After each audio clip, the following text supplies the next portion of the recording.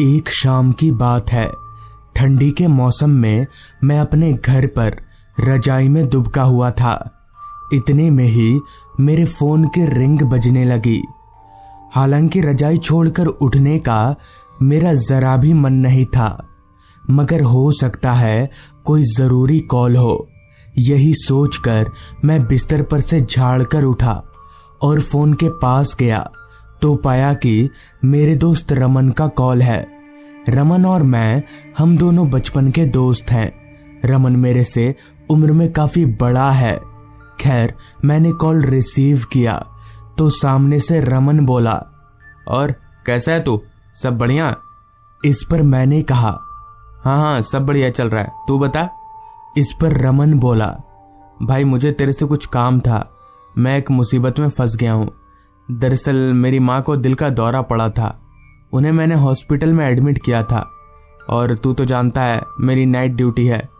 बस तू एक रात के लिए मेरी ड्यूटी करेगा, रात भर माँ के पास मैं रुक जाऊंगा। चूंकि रमन मेरा काफी अच्छा दोस्त था और फिलहाल मुसीबत में था, इसलिए मैं उसे ना नहीं बोल पाया। मेरे से हाँ का जवाब सुनते ही रमन ने शुक्रिया बोलकर फोन रख दिया। मैंने दोस्ती के नाते रमन को हाँ बोल तो दिया था, मगर कहीं ना कहीं मुझे घबराहट भी हो रही थी, क्योंकि रमन का काम ही कुछ ऐसा था। दरअसल रमन तब एक मुर्दा घर में पहरेदारी का काम किया करता था। मुझे घबराहट हो रही थी कि मैं ये काम सही से कर भी पाऊंगा या नहीं, पर अब बोल दिया है तो करना ही पड़ेगा। लिहाजा मैंने इस बारे में ज्यादा सोचना ठीक नहीं समझा और रात होने का इंतजार करने लगा ताकि रमन की ड्यूटी के टाइम पर मैं निकल जाऊं। रमन की ड्यूटी रात के 9 बजे से सुबह के 6 बजे तक की थी।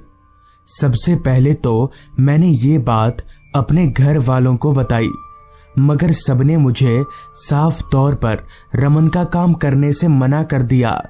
लेकिन मैं नहीं माना। एक वक्त पर रमन भी मेरे काफी काम आया था, तो अब मेरी बारी थी दोस्ती साबित करने की। रात के तकरीबन 8:45 बजे तक मैं उस मुर्दा घर की तरफ निकल गया जहां रमन काम करता था। चूंकि मेरे घर से वो मुर्दा घर 15 मिनट की दूरी पर था, तो मैं ठीक रात के 9 बजे तक उस मुर्दा घर के बाहर खड़ा था। वो मुर्दा घर जिस जगह पर था वहां आसपास और कुछ भी नहीं था सिवाय घने जंगल के। मुर्दा घर के बाहर एक कुर्सी लगी हुई थी और उसी कुर्सी के ऊपर एक मैला सा चादर रखा हुआ था। शायद वो चादर ठंड से बचने के लिए था, लिहाजा मैंने उस चादर को उठाकर अपने ऊपर डाल लिया और उसी कुर्सी पर बैठ गया। कुर्सी के 4 पैरों में से एक पैर थोड़ा टूटा हुआ था, इसलिए कुर्सी बार बार झूले की तरह हिल रही थी। पता नहीं रमन पूरी रात इसके ऊपर कैसे बैठा रहता होगा। ये ख्याल बार बार मेरे जहन में आ रहा था। एक तो सर्द की रात, ऊपर से जो हवाएं चल रही थी वो ना सिर्फ बदन के ऊपर बल्कि शरीर के अंदर हड्डियों को भी कांपने पर मजबूर कर दे रही थी।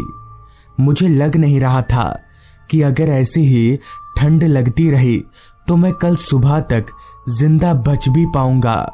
वो मैली सी चादर मुझे उसके आर पार दिख रहा था, तो फिर वो मुझे ठंड से कैसे बचा पाएगी, ये मेरे पल्ले नहीं पड़ रहा था। मैंने अपने जेब से एक सिगरेट निकाला और दूसरी जेब से लाइटर निकालकर सिगरेट जलाने जा ही रहा था कि तभी मेरा फोन बज उठा। मैंने अपना फोन निकाला तो पाया कि रमन का कॉल आ रहा है। मैंने तुरंत फोन उठाया तो सामने से रमन ने कहा, सुन, तुझे सिगरेट पीने की आदत है ना, पर वहां मुर्दा घर के बाहर सिगरेट मत पीना। अगर पीना ही है तो थोड़ा दूर जाकर पीना सिगरेट। इस पर मैंने रमन से कहा, क्या टाइमिंग है बॉस, अभी मैं सिगरेट सुलगाने जा ही रहा था, पर यहाँ सिगरेट क्यों नहीं पीना है? इस पर रमन बोला, वहां वो सब छोड़, तू बस इतना जान ले कि वहां सिगरेट नहीं पीना है। इतना कहकर रमन ने फोन कट कर दिया। मगर पता नहीं क्यों मुझे ऐसा लगा जैसे रमन मुझसे कुछ छिपाने की कोशिश कर रहा हो। खैर, उसने जैसा कहा मैंने वैसा ही किया। वहां से थोड़ा दूर हटकर सिगरेट जलाया और वहीं पर सिगरेट पीकर वापस अपनी जगह पर जाकर बैठ गया। रात हर पल गहराती जा रही थी और जैसे जैसे रात बढ़ रही थी वैसे वैसे ठंड भी अपना रंग दिखाना चालू कर रही थी। पहले तो ठंड ज्यादा थी ही, पर अब इतनी ज्यादा ठंड बढ़ गई कि मेरे बर्दाश्त के बाहर होने लगा। मैंने तय किया कि आसपास से कहीं लकड़ियां इकट्ठा करके आग जलाता हूं। आग ताप कर शरीर में थोड़ी गर्मी आ जाएगी। लिहाजा मैं अपनी जगह से उठा और आसपास के पेड़ों से थोड़ी बहुत पतली पतली टहनियों को तोड़कर वापस अपनी कुर्सी के पास आ गया और जमीन पर टहनियों को सजाकर जेब से लाइटर निकाला और आग जलाने लगा। पर क्योंकि ओस की वजह से सारी टहनियां भींगी हुई थी, इसलिए उनसे आग जल नहीं रही थी। लेकिन बहुत मुश्किल से किसी तरह मैंने उन टहनियों को आग लगा ही दिया और मुर्दाघर के बाहर अपनी कुर्सी पर बैठकर आग तापने लगा। ठंड के मौसम में वो आग दवा का काम कर रही थी। आग ताप कर सुकून मिल रहा था। मैंने मन ही मन ये सोच लिया था कि आज तो मैंने रमन का काम कर दिया, मगर कल से मैं नहीं करूंगा और किसी न किसी बहाने से उसे मना कर दूंगा। अभी मैं ये सब सोच ही रहा था कि तभी ठीक मेरे पीछे से एक आवाज आई, आग बुझाओ जल्दी, हमें तकलीफ हो रही है। मैंने तुरंत पीछे पलटकर देखा, मगर पीछे मुर्दाघर के अलावा दूर दूर तक कोई नहीं था, ना तो कोई इंसान और ना ही कोई जानवर। तो फिर आवाज किसने दी होगी, मुझे समझ में नहीं आ रहा था। लिहाजा मैं अपनी जगह से उठा और मुर्दाघर के दोनों बगल झांकने लगा। कहीं कोई है तो नहीं, मगर वहां सच में कोई नहीं था। मुझे काफी हैरानी हुई, मगर फिर मैंने सोचा हो सकता है शायद ये मेरा वहम होगा। इतना सोचकर मैं वापस अपनी जगह पर आकर बैठ गया और आग तापने लगा। अभी मैं आग ताप ही रहा था, तभी पीछे से किसी ने मेरे कंधे पर हाथ रख दिया। कंधे पर हाथ महसूस होते ही मैं तुरंत पीछे पलटा तो पाया कि ठीक मेरे पीछे एक आदमी खड़ा है। लेकिन अजीब बात तो ये थी कि वो आदमी यहाँ आया कहाँ से, क्योंकि वहां आसपास उस मुर्दाघर के अलावा दूसरा कोई घर नहीं था। अगर था तो सिर्फ घना जंगल। तो ऐसे में ये आदमी कहाँ से आ गया? अभी मैं ये सोच ही रहा था कि तभी उस आदमी ने कहा, यहाँ पर आंख क्यों जलाया तुमने? तुम नहीं जानते हमें तकलीफ होती है। इस पर मैंने कहा, तकलीफ? पर आपको क्या तकलीफ होती है और आप रहते कहाँ हैं? तो इस पर उस आदमी ने कहा, ये मुर्दाघर, यही तो मेरा घर है। इतना कहकर वो आदमी मुर्दाघर की तरफ जाने लगा और मुर्दाघर के दरवाजे पर जाकर एक दफा मेरी ओर देखते हुए मुर्दाघर के अंदर घुस गया। मेरा रोम रोम कांप उठा, क्योंकि जिस दरवाजे से होकर वो आदमी घर के अंदर गया था उस दरवाजे पर तो ताला लगा हुआ था, जिसकी चाबी मेरे पास थी। वो आदमी दरवाजे के आर पार होकर मुर्दाघर के अंदर चला गया। मगर यह कैसे हो सकता है? कोई आदमी दरवाजे के आर पार कैसे जा सकता है? मुझे समझ आ गया था कि मेरा यहाँ रुकना कतई ठीक नहीं होगा, जिस वजह से मैं भागते हुए सीधे अपने घर पहुंचा और सुबह होते ही घर से बाहर निकला। बाद में जब मैंने इस बात का जिक्र रमन से किया तो उसने कहा, मैंने तुझे वहां सिगरेट पीने से इसलिए मना किया था क्योंकि उन मुर्दों को आग बिल्कुल पसंद नहीं है। पर मुझे ये नहीं पता था कि तू आग जलाएगा, वरना मैं इसके लिए भी तुझे मना कर देता। उस दिन के बाद से मैं कभी भी उस मुर्दाघर के पास नहीं गया। तो दोस्तों, ये थी आज की कहानी। सारी तैयारी करने के बाद मैंने करण को कॉल किया, तो करण के कॉल रिसीव करते ही मैंने उससे कहा, भाई मैंने अपनी सारी तैयारी कर ली है, बस तू लेट मत करना और समय पर कल दोपहर के 2 बजे तक मेरे घर आ जाना। मेरे इतना बोलते ही करण ने कहा, नहीं नहीं, मैं कल लेट नहीं करूंगा। जिसके बाद मैंने कॉल कट कर दिया और सोने के लिए अपने कमरे में चला गया। मगर मैं कल के लिए इतना एक्साइटेड था कि मुझे नींद कहाँ आने वाली थी। दरअसल कल मैं और करण मेरे कार से अपने काफी पुराने दोस्त कपिल के पास जाने वाले हैं, और हमने ये बात कपिल को बताई भी नहीं है, क्योंकि इस बार हम कपिल को सरप्राइज देने वाले हैं। असल में कपिल कुछ साल पहले हमारे साथ इसी शहर में रहता था, मगर उसकी नौकरी दूसरे शहर में लगने के कारण उसे वहां जाना ही पड़ा। नौकरी लगने के बाद कपिल 2-3 बार हमसे मिलने यहाँ आया था, लेकिन हम एक बार भी उससे मिलने वहां नहीं गए, जिस वजह से मैंने और करण ने तय किया कि हम उससे मिलने वहां जाएंगे। खैर, काफी मशक्कत करने के बाद आखिरकार नींद ने मुझे अपने आगोश में ले लिया। फिर अगली सुबह जब मेरी आंख खुली तो वक्त हो रहा था सुबह के 9 बजे का। तो मैं झटपट से बिस्तर पर से उठा और निकलने की तैयारी करने लगा। हालांकि मौसम बरसात का था, जिस कारण काले काले बादलों ने सुबह से ही आसमान को ढक रखा था। और तो और हमारे कार ले जाने की एक वजह बारिश भी थी। खैर, सारी तैयारी कर लेने के बाद ठीक दोपहर के 2 बजे करण मेरे घर आ गया, जिसके बाद मैंने अपना कार निकाला और हम दोनों कपिल के घर की तरफ आगे बढ़ने लगे। हमारे यहाँ से कपिल का घर तकरीबन 400 किलोमीटर था, तो हमें वहां पहुंचने में करीबन 6 घंटों का समय लगेगा। बरसात का मौसम होने के कारण रास्ता पूरी तरह से गीला हो चुका था, जिस वजह से मैं कार को काफी धीरे चला रहा था। खैर, करीब 3 घंटा कार चलाने के बाद हमने आधा सफर तय कर लिया, मगर और आधा सफर तय करने के लिए हमने कार को जैसे ही आगे बढ़ाया वैसे ही काफी तेज बारिश शुरू हो गई, वो भी गरजते बादलों के साथ। काले काले बादलों ने आसमान को इस तरह से घेर रखा था कि शाम के 5 बजे ही अंधेरे ने अपना डेरा जमाना शुरू कर दिया था। तेज झमझमाती बारिश और ऊपर से ये माहौल ऐसा लग रहा था कि हमें आगे जाने से मना कर रही हो। खैर, हमें कहाँ पता था कि आगे हमारे साथ क्या होने वाला है। करीब 2 घंटा और कार चलाने के बाद हम एक सुनसान रास्ते पर पहुंचे।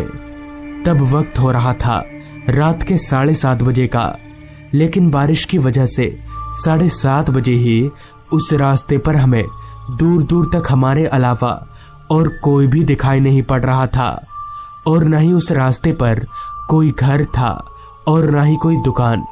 बस जहां तक नजर जा रही थी वहां तक हमें रास्ते के दोनों किनारे घने जंगल ही दिखाई पड़ रहे थे। इस पर मैंने करण से कहा, करण, ये रास्ता कितना वीरान है ना। इस पर करण ने जवाब दिया, क्यों, तुझे डर लग रहा है क्या? करण की ये बात सुनकर मैं जोर जोर से हंसने लगा और हंसते हुए करण से कहा, डर? वो भी मुझे? क्या बोल रहा है तू? मुझे डर वर नहीं लगता। इतना बोलकर मैंने कार की रफ्तार और बढ़ा दी।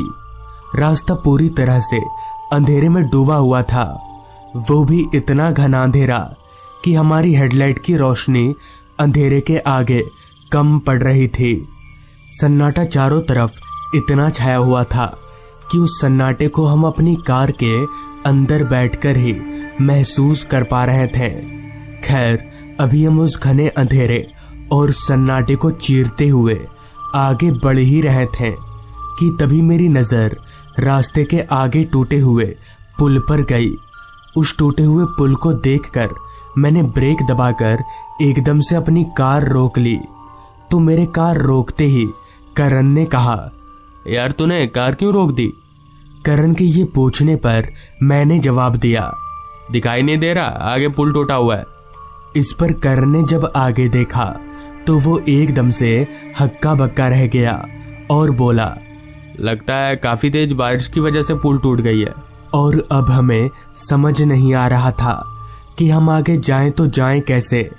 हमें आसपास दूसरा कोई रास्ता भी नजर नहीं आ रहा था और बारिश भी काफी तेजी से बरस रही थी।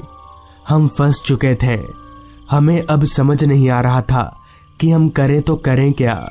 अभी हम कार के बैठे बैठे सोच ही रहे थे कि तभी मुझे लुकिंग ग्लास में पीछे की ओर से एक आदमी चलकर आता हुआ दिखा। तो उस आदमी को देखकर मैं थोड़ा खुश हुआ कि हम इस आदमी से दूसरा रास्ता पूछकर चले जाएंगे। और देखते ही देखते वो आदमी चलकर मेरी कार के थोड़ा करीब आया तो मैंने चिल्लाकर उस आदमी से कहा, भाई साहब जरा सुनिए। तो मेरे इतना बोलते ही वो आदमी चलकर मेरे पास वाली खिड़की के पास आया। तो उसके आते ही मैंने कहा, भाई साहब आगे तो पुल टूटा हुआ है, तो कोई दूसरा रास्ता है यहाँ से आगे जाने का?